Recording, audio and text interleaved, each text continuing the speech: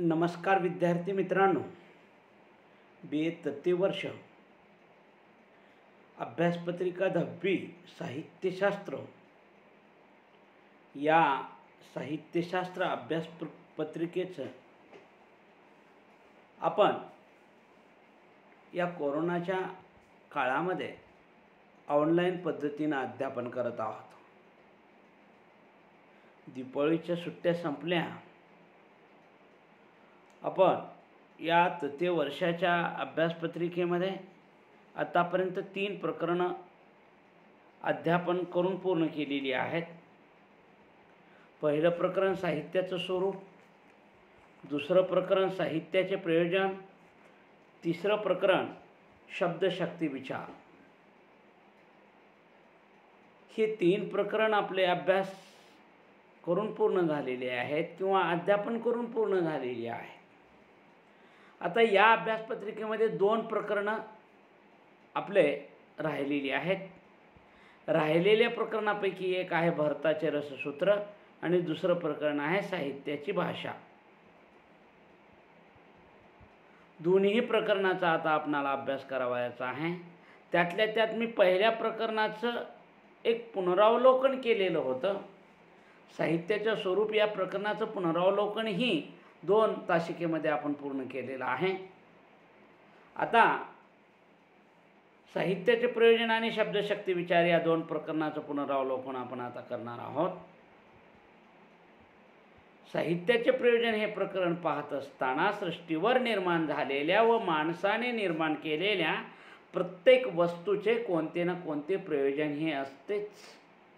विश्वात अस्तित्वात येणारी प्रत्येक गोष्ट कोणत्या तरी हेतूनेच निर्माण झालेली असते।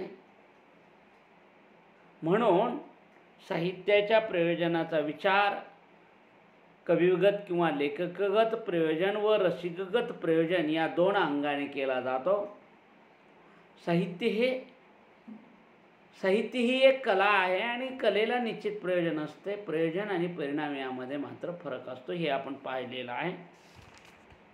साहित्याचे प्रयोजन पाहत असताना रवींद्रनाथ टागोर, शेक्सपियर यांना संबंध जग ओळखते ते कशामुळं? साहित्यामुळे।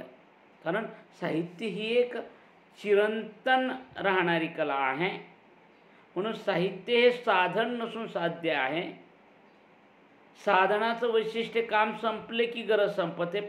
फुलाचे प्रयोजन, जोपर्यंत फूल टवटवीत आहे, सुगंधित आहे, तोपर्यंत आपण त्याचा सुगंध घेतो आणि फूल कोमजले की टाकून देतो। काम संपले की गरज संपते। पण साहित्याचं तसं नसतं। आजीवन कीर्ती साहित्याची चोहीकडे पसरलेली असते। कारण सर्व जगामध्ये दरवर्षी लिहिलेल्या उत्कृष्ट साहित्याची चर्चा होते, परिसंवाद होतात, जाणकार रसिक त्याचा आस्वाद घेतात, समीक्षक समीक्षा लिहितात। अशा साहित्याचे निश्चित असे कोणते ना कोणते प्रयोजन असते। भामनी काव्यालंकार ग्रंथामध्ये धर्म अर्थ काम मोक्ष अशी पुरुषार्थाची 4 प्रयोजने आणि ज्ञान प्रीत आनंद कीर्ती अशी 64 कलाची 3 प्रयोजने सांगितली आहेत। दंडीने लोकयात्रा पर्वतन व यश या प्रयोजनाबरोबर चतुर्वर्ग फलायात्म हेही प्रयोजन सांगितलेलं आहे। वामनानं प्रीती आणि कीर्ती ही 2 काव्याची प्रयोजने सांगितलेली आहेत। अभिनव गुप्ताने प्रीती उत्पत्ती ही 2 प्रयोजने सांगितली आहेत। प्रीती म्हणजेच आनंद, उत्पत्ती म्हणजेच 4 पुरुषार्थाच्या सिद्धीसाठी आवश्यक असलेल्या उपायाचा बोध। अशा पद्धतीने प्राचीन संस्कृत कवी यांनी सांगितलेल्या काव्यप्रयोजनाचा थोडक्यात आढावा आपण घेणार आहोत। ही सर्व प्रयोजन सांगितली, पण भरत मुनींनी जी काव्याची प्रयोजने सांगितलेली आहेत ती खूप महत्त्वपूर्ण आहेत। त्यांनी नाट्यशास्त्र नावाचा ग्रंथ लिहिलेला आहे आणि नाट्यशास्त्र या ग्रंथामध्ये त्यांनी समर्थ असूनही दुःखार्थ असणारे व असमर्थ असले तरी साहजिकच अधिक दुःखार्थ असणारे लोक असतात, अशांना काही समाधान व विश्रांती मिळावे हे प्रयोजन त्यांनी सांगितलेलं आहे।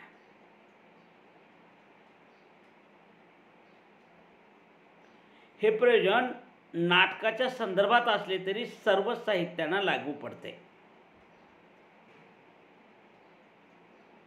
या ठिकाणी आपणाला मम्मटाचे काव्यप्रयोजन आता पाहायचे. भरताचे काव्यप्रयोजन आपण पाहिलं नाट्यशास्त्र ग्रंथामध्ये काय होतं. आता मम्मटाचे काव्यप्रयोजन पाहायचं आहे. कारण मम्मटाच्या काव्यप्रयोजनाची कारिकाच आहे काव्य यशस्ये अर्थकथे व्यवहारविदे श्वेत रक्षते सद्य परिनिवृत्तये कांता संमित उपदेश युजे. या कारिकेमध्ये मम्मटांनी काव्याची 6 प्रयोजने सांगितलेली आहेत. कारिका कशा पद्धतीची आहे हे पुन्हा एकदा लक्षात घेणं गरजेचं आहे. काव्य यशस्ये अर्थकर्ते व्यवहारविदे श्वेत रक्षते सद्य परिनिवृत्तये कांता संमित उपदेश युजे. मग कोणती 6 प्रयोजने यामध्ये दडली गेलेली आहेत. 1. यश किंवा कीर्ती. यश प्राप्ती हे प्रयोजन लेखकगत आहे. प्रत्येक लेखकाला यश मिळावं असं वाटतच असतं. कारण मम्मटाने हे पहिलं प्रयोजन सांगितलेलं आहे.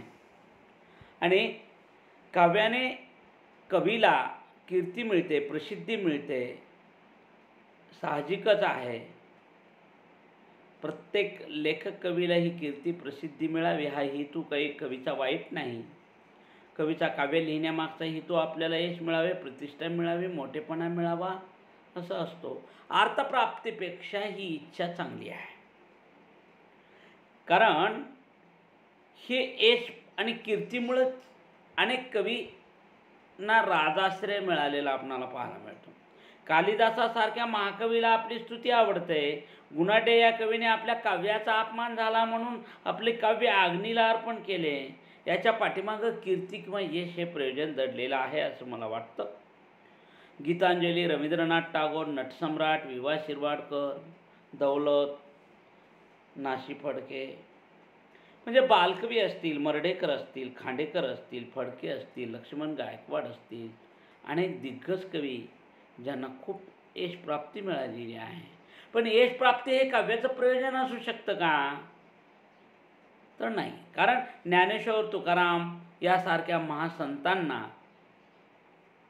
काव्य लेखनापूर्वीच यश किंवा कीर्ती, मान सन्मान मिळाला होता.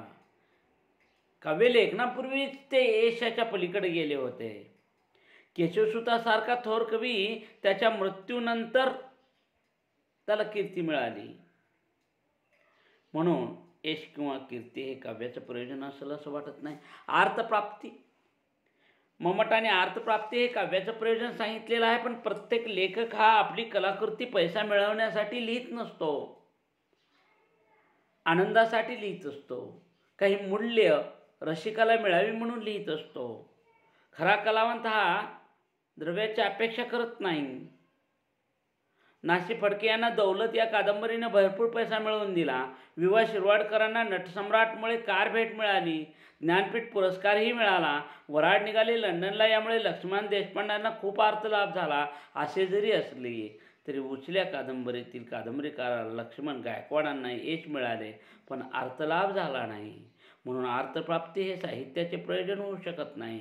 रुक्मिणी संवर नावाचा ग्रंथ लिहिणारा कवी नरेंद्र यादवाच्या दरबारामध्ये राजकवी होता आणि तो यादवाच्या दरबारामध्ये रुक्मिणी संवर नावाचं काव्य सर्व राजासहित सर्व मंत्रीगणांना, रसिकांना ते काव्य वाचून दाखवतो. राजाला ते काव्य इतकं आवडतं की प्रत्येक ओळीला 1 सुवर्णमुद्रा देतो असं कवी नरेंद्रला राजा म्हणतो, ते काव्य माझ्या नावात कर. त्यावेळेला कवी नरेंद्राने खूप सुंदर पद्धतीनं सांगितलेलं आहे. ना राजे हो ना, कवी कुळा बट्टा लागेल, कवी जातीला कलंक लागेल. पैशासाठी त्याने आपलं काव्य दुसऱ्याच्या नावावर केलं नाही आहे. म्हणजे याचा अर्थप्राप्ती हे काव्याचं प्रयोजन होऊ शकत नाही आहे. अशुभ निवारण. साहित्याची निर्मिती अशुभ निवारणासाठी झाली असे मम्मटाला वाटते. काव्याची उपासना ही परमेश्वराची शक्तीची उपासना असल्यामुळे अशुभ निवारण हे प्रयोजन मानले गेले तरी पण हे काही प्रयोजन होऊ शकत नाही. हा नुसता योगायोग आहे. यवन स्त्रीचे समन ठेवल्यामुळे जगन्नाथ पंडिताला समाजाने बहिष्कृत केले. गंगा लहरी नावाचे काव्य लिहून गंगा मातेला प्रसन्न करून घेतले. गंगेच्या एका घाटाच्या वरच्या पायरीवर बसून गंगालहरी काव्याचा एक एक श्लोक जगन्नाथ लिहित बस असताना गंगा नदी एका एका पायरीने वर येऊन जगन्नाथांना दर्शन देते असं म्हटलं जातं. पण हा निव्वळ योगायोग आहे. मयूर नावाच्या एका कवीला कुष्ठरोग झाला होता. त्यांनी सूर्यशतक नावाचं काव्य लिहिलं आणि त्याचा कुष्ठरोग दूर झाला असं म्हटलं जातं. पण असं सगळं चुकीचं आहे. कारण कवी हा द्रष्टा मंत्रकार ऋषी आहे अशी कल्पना प्राचीन काळामध्ये जरी असली, ती योग्य जरी असली तरी अशुभ निवारणासाठी साहित्याचं लेखन असू शकत नाही. त्याच्यानंतर व्यवहार ज्ञान. साहित्य व्यवहारातील शहाणपण शिकवतं आणि खरोखरच व्यवहार ज्ञान हे थोडंसं प्रयोजन असू शकतं. जीवनातला व्यवहार, कारण poetry is the criticism of life असं मेथॉडनान म्हणतो. जीवनावरचं ते भाष्य आहे आणि जीवनावरचं भाष्य साहित्यातून व्यक्त होत असल्यामुळे श्यामची आई साने गुरुजी, ययाती, वि स खांडेकर, बनगरवाडी, एकच प्याला या नाटकातून व्यवहार ज्ञान मिळतंच. पुढचं प्रयोजन आहे कांतासमेत उपदेश. पत्नीने केलेला उपदेश हा गोड असतो आणि तोही उपदेश साहित्यामध्ये त्या पद्धतीनं आलेला असतो असं म्हटलं जातं. पण तेही प्रयोजन होऊ शकत नाही. आल्हाद किंवा आनंद. मम्मटाने आनंद हे प्रयोजन सांगितलेलं आहे. मम्मट म्हणतो मौल्यभूतम शिरोधार्य. साहित्य लेखन केल्यामुळे लेखकाला आणि रसिकाला इतका आनंद होतो. हे लेखकगत ही प्रयोजन आहे आणि रसिकगत ही प्रयोजन आहे. त्यामुळं ह्या प्रयोजनामुळं आनंदी आनंदगडे, जिकडे तिकडे चोहीकडे, दिशा दिशात भरला, नभा नभात भरला, तुला पाहिले ऋतू ऋतूतून, फळाफुलातून असे हे आनंद साहित्याचं प्रयोजन आहे. हे कर्णाच्या कवचकुंडलासारखे असते म्हणून आनंद हे काव्याचं प्रयोजन होऊ शकतं. आता आपल्याला अर्वाचीन किंवा पाश्चिमात्यांनी सांगितलेली प्रयोजन सांगायचे. आत्माविष्कार. आत्माविष्कार हे सेल्फ एक्सपिरियन्स म्हणजे आत्माविष्कार. कलावंताच्या आत्म्याचा आविष्कार म्हणजे काव्य. कारण हॅम्लेट, अथोलो हे शेक्सपियरच्या आत्म्याचा आविष्कार आहेत. क्रोन्सवर्थ, रेगेची सावित्री, फडकेची दौलत, दांडेकराचा गारंबीचा बापू ह्या आत्माविष्कारपर कादंबऱ्या आहेत असं म्हटलं जातं. आत्माविष्कार हे साहित्याचे प्रयोजन आहे. नंतर पलायनवाद. माणूस दुःखी होतो आणि 4 घटका दुःखापासून करमणूक व्हावी म्हणून साहित्याचं वाचन करतो. म्हणून जीवनापासून थोडंसं पलायन करतो आणि कलाकृतीमध्ये रमत असतो. त्याला पलायनवाद असं म्हटलं जातं. इच्छापूर्ती किंवा वासनापूर्ती. साक्षात वास्तव जीवनामध्ये आपल्या इच्छा पूर्ण होत नसतील तर साहित्य वाचून, कादंबरी वाचून, चित्रपट पाहून तिथं त्या नायकाच्या जागी आपल्याला कल्पून आपल्या इच्छा पूर्ण करून घेणारा रसिक आपल्याला पाहायला मिळतो. स्वप्नरंजन किंवा दिवास्वप्न. शेखचिल्लीसारखा स्वप्नावर जगणारा माणूस. साहित्य हे कलावंताची दिवास्वप्न असते असं फॅड म्हणतो आणि तशा पद्धतीनं स्वप्नरंजन ही साहित्याचं प्रयोजन आहे. उद्बोधन म्हणजे उपदेश किंवा केलेला बोध होय आणि उपदेश ही साहित्याचं प्रयोजन असावं. कारण मना सज्जना भक्तिपंथेची जावे, नवून कोणासही दुखवावे. जो कोणी लावील अंगाचा हात तरी दाखवावा भुजंग प्रयात. मनाचा उपदेश किंवा बोले तैसा चाले त्याची वंदावी पावले. पुढच्या तेच मागचा शाना. उपदेशाची काही उदाहरणं आपणाला सांगता येतील. हे उपदेश साहित्यामध्ये असतो असं म्हटलेलं आहे. उपदेशापेक्षा आनंद हे प्रयोजन महत्त्वपूर्ण आहे, हेही तितकंच महत्त्वाचं आहे. जिज्ञासापूर्ती हेही साहित्याचे प्रयोजन आहे. त्याच्यानंतर प्रचार, नवनिर्मिती, अनुभव, विश्वाची समृद्धी, स्वरूपनिष्ठा, परतत्व स्पर्श हे सगळे प्रयोजन आपण पाहिलेले आहेत. भावनाचे विरेचन हे सगळ्यात महत्त्वाचं प्रयोजन प्रसिद्ध ग्रीक विचारवंत, तत्त्वज्ञ, कलामीमांसक अरिस्टॉटल यांनी मांडलेलं आहे. भावनाचे विरेचन साहित्यातून होते असं त्याचं म्हणणं आहे. कारण मानवी मनामध्ये ज्या काही आतमध्ये दाढल्या गेलेल्या भावना आहेत त्या भावना शब्दाच्या रूपाने लेखक बाहेर काढत असतो असं त्यांचे म्हणणं आहे. एकच प्याला हे गडकरीचे नाटक किंवा अनेक उदाहरणं त्या दृष्टिकोनातून आपणाला पाहायला मिळतात. शेवटी आनंद किंवा आल्हाद हेही प्रयोजन आपण पाहिलेलं आहे. तेही प्रयोजन साहित्याचा अर्वाचीनाच्या दृष्टिकोनातून सांगितले गेलेलं आहे. इथं साहित्याचे प्रयोजन हे प्रकरण संपलेलं आहे. त्यानंतर प्रकरण 3रं आहे शब्दशक्ती किंवा अर्थविचार. आपण पुनरावलोकन करत आहोत. प्रकरणाचे फक्त पुनरावलोकन करत आहोत. तिन्ही प्रकरण थोडक्यामध्ये पुनरावलोकन झालं की आपल्याला 4थं प्रकरण भरताचे रससूत्र किंवा साहित्याची भाषा दोन्हीपैकी एक प्रकरण अगोदर आपणाला शिकवायला सुरू करायचं आहे. म्हणून आपल्याला पुनरावलोकन हे महत्त्वाचं आहे. विद्यार्थ्यांनी या पुनरावलोकनाकडं बारकाईने लक्ष दिलं पाहिजे. कारण मी काय सांगत आहे, कारण प्रयोजन विचारामध्ये 2 टप्पे महत्त्वाचे आहेत. एक मम्मटाचं काव्यप्रयोजन आणि दुसरं मात्र अर्वाचीन किंवा पाश्चात्यांनी सांगितलेली काव्यप्रयोजन. परीक्षेला येणारा प्रश्न आहे. 15 मार्कासाठी आता परीक्षा होणार आहे. आपल्याला लिखित जर परीक्षा झाली तर एक प्रश्न 15 मार्कासाठी आहे. व्यवस्थित लिहिता आलं पाहिजे, मांडता आलं पाहिजे आपणाला. कारण साहित्याच्या स्वरूपामध्ये ही 4 प्रश्न आहेत. 4 प्रश्न जर आपण साहित्याच्या स्वरूपाचे केली तर आपल्याला कुठल्याच पद्धतीची अडचण येणार नाही. एक, प्राचीन संस्कृत कवीनं सांगितलेलं काव्याचं स्वरूप विशेष, पाश्चात्यांनी सांगितलेले काव्याचं स्वरूप विशेष. तिसरा आहे ललित साहित्यातून व्यक्त होणाऱ्या अनुभवाचे विशेष, ललित साहित्य आणि ललितोत्तर साहित्यातील फरक. मी 4ही प्रश्न व्यवस्थितपणे तुमच्या पुढं मांडलेली आहेत. त्याचं पुनरावलोकनही सुंदर पद्धतीने केलेलं आहे. आता साहित्याच्या प्रयोजनाचेही पुनरावलोकन केलं. याच्यातही 2 प्रश्न आहेत. आपण त्याची मुद्दे पाठ करून ठेवली पाहिजेत. कारण मम्मटाच्या काव्यप्रयोजनाची कारिका पाठ केली पाहिजे आपण, आणि हे सगळं व्यवस्थित आपण केलं पाहिजे. आता शब्दशक्ती विचार किंवा अर्थविचार. शब्दशक्ती, शब्दाच्या 3 प्रमुख शक्ती आहेत आणि 4थी तात्पर्य अर्थशक्ती आहे. काव्यात शब्द आणि अर्थाला गुणवत्ता प्राप्त होते. शब्दार्थ कवितेतील रसाची अंगे आहेत. काव्यात शब्दाच्या व्यंजना व्यापाराला महत्त्व असते. शास्त्रामध्ये शब्दाच्या निश्चित अर्थाला महत्त्व असते. संकेतित अर्थाला महत्त्व असते. तर काव्य सौंदर्य हे कवी व्यापार निर्मिती अर्थावर अधिष्ठित झालेले असते. याला ध्वन्यार्थ म्हणतात.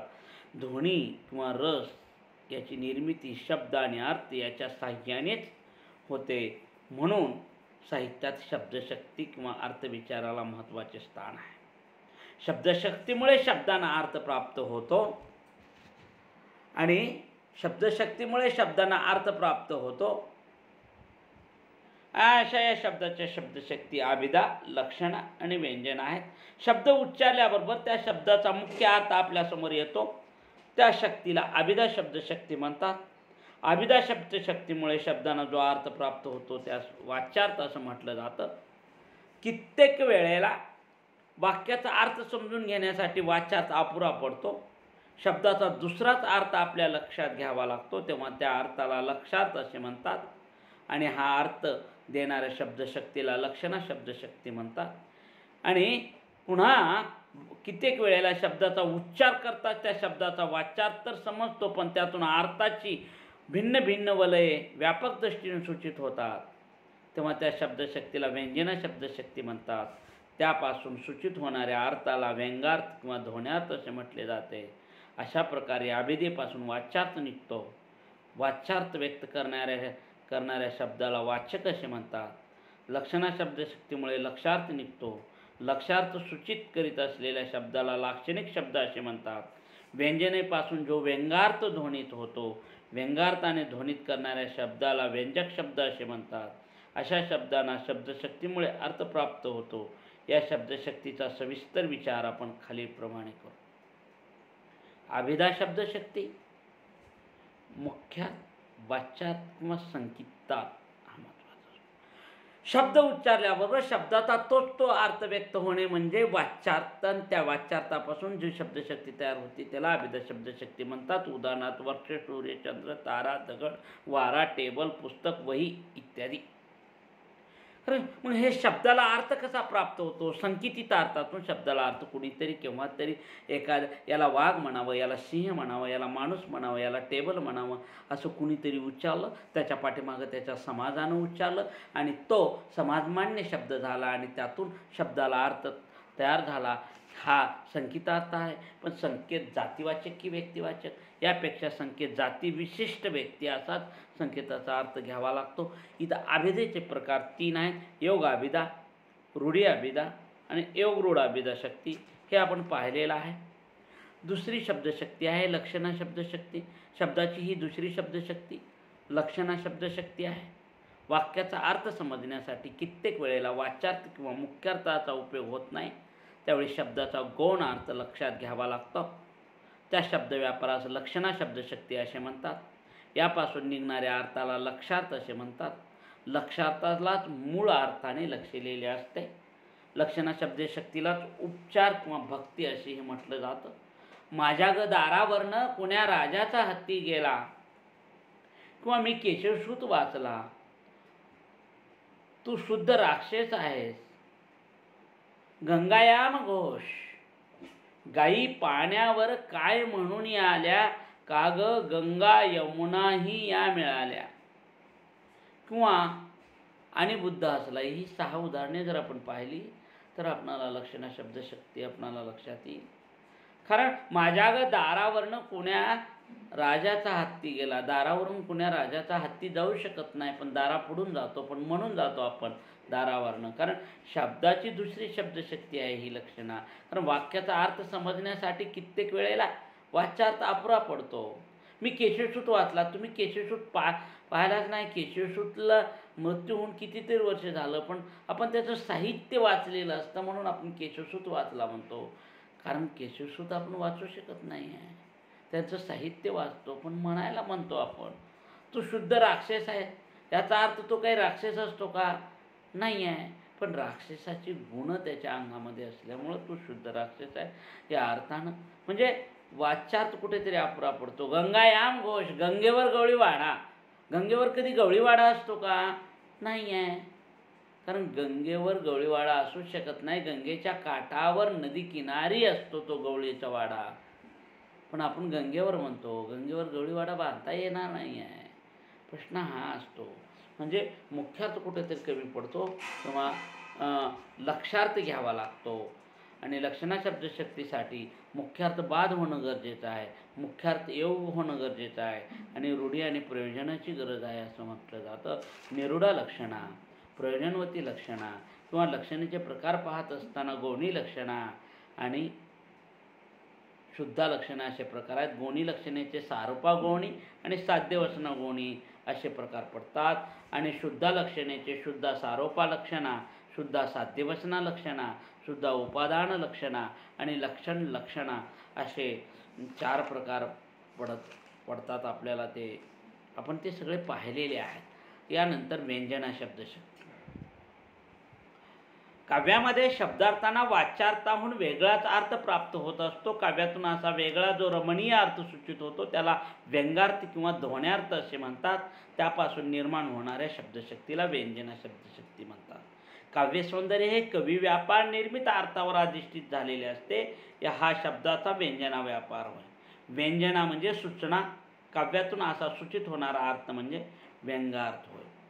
मुख्यार्थाव्यतिरिक्त वेगळाच अर्थ जिथे सूचित होतो आणि हा अर्थ वाच्यार्थापेक्षा अधिक महत्त्वाचा असतो, अशा ह्या मुख्यार्थापेक्षा अधिक अर्थ सूचित करून देणाऱ्या शब्दशक्तीला व्यंजना शब्दशक्ती म्हणतात.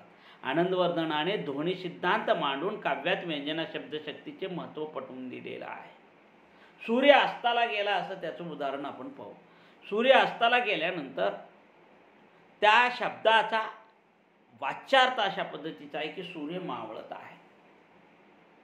मग सूर्य मावळला, मग हे सूर्य मावळल्याच्या नंतर व्यंजना शब्दशक्तीमध्ये सूचित होणारे अर्थ कोणकोणते निघतात? तर या वाक्याचा वाच्यार्थ सूर्य मावळला जरी झाला, या ठिकाणी मुख्यार्थाचा बोध जरी झाला, तरी वाक्य उच्चारल्याबरोबर वाक्याच्या अर्थाच्या भिन्न भिन्न छटा बाहेर पडताना दिसतात.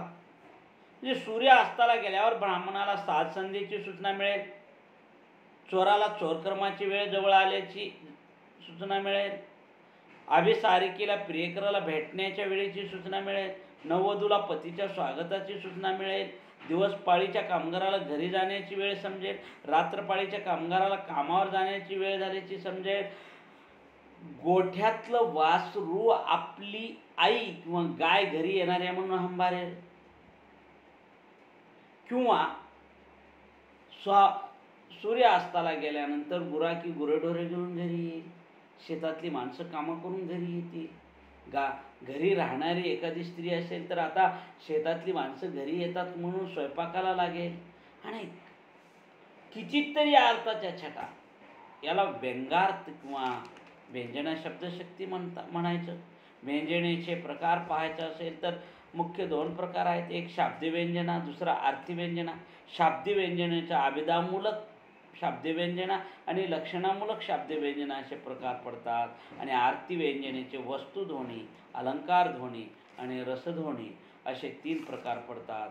यानंतर एक तात्पर्यार्थ शब्दशक्ती आहे, जिथं अभिधा, लक्षणा, व्यंजना या 3 शब्दशक्तीतून प्राप्त होणाऱ्या अर्थाशिवाय आणखी एक तात्पर्यार्थ अर्थ सांगितला जातो. साहित्यशास्त्रज्ञाच्या मते तात्पर्यार्थ हाही एक शब्दांना अर्थ आहे.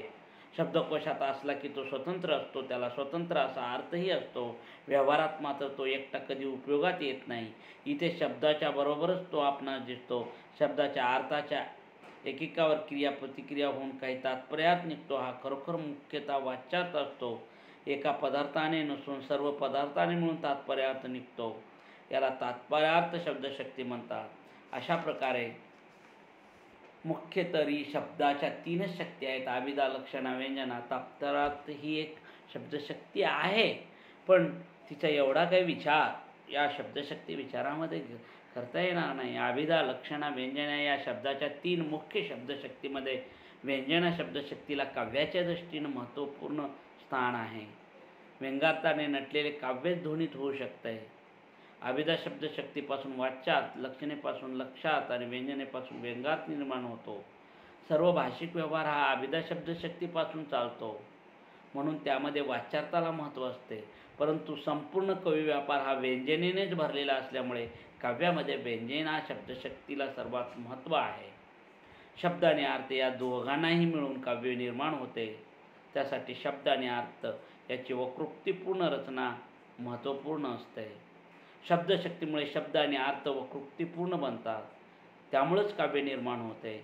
अशा शब्दाला अर्थ प्राप्त करून देणाऱ्या शब्दशक्तीचे काव्यात खूप महत्त्वाचं स्थान आहे. आणि इथं आपल्या 3 प्रकरणाचं पुनरावलोकन झालेलं आहे, जे की मी ते अगोदर अध्यापन करून पूर्ण केलेली होती. एक साहित्याचं स्वरूप, दुसरं साहित्याचं प्रयोजन, तिसरं मात्र शब्दशक्ती विचार.